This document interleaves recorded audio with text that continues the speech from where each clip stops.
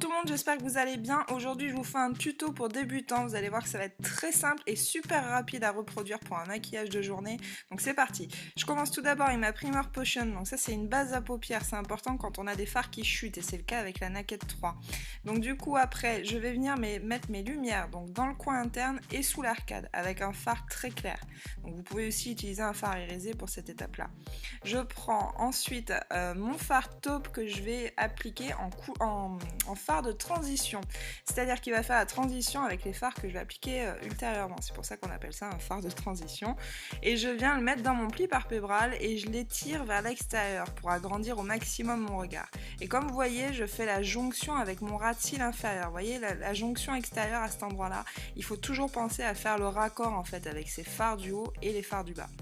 J'enchaîne ensuite avec ce rose irisé qui est très joli, et d'ailleurs les filles, si vous êtes débutantes, les fards irisés c'est ce qui est le plus simple à estomper, c'est beaucoup plus facile qu'avec un fard mat.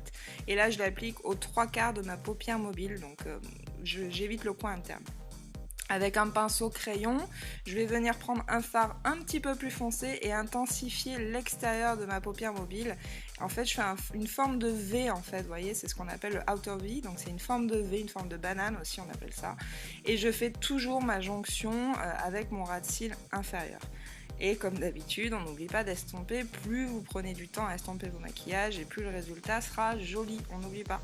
Donc je prends ensuite un fard irisé plus clair que je mets en lumière dans le coin interne de ma paupière mobile, et l'étape indispensable à mon avis, je le fais tout le temps ça, franchement essayez d'intensifier toujours vos maquillages avec un fard qui est plus foncé, donc là j'ai pris le Black Earth mais un fard noir ça irait très bien, et je l'applique vraiment en ras de cils, vous voyez, avec un pinceau biseauté, par petits tapotements, je lisse pas en fait, je fais des petits tapotements et je réintensifie petit à petit, vraiment par petites touches, juste l'extérieur en fait, mon ras de cils avec l'extérieur pour donner une impression de volume un petit peu à mes cils.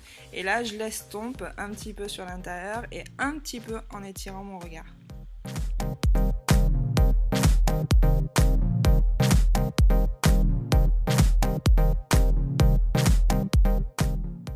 Je viens après mettre mon Drama Gel Liner de Maybelline, c'est un liner que j'adore, je vous le dis à chaque fois, il est vraiment très bien, il est mat, il est facile à appliquer, mais le mien là il est en train de sécher un peu, donc c'est un peu la galère parce que je l'avais laissé ouvert, mais il faut pas laisser ces pots là ouverts sinon ça sèche.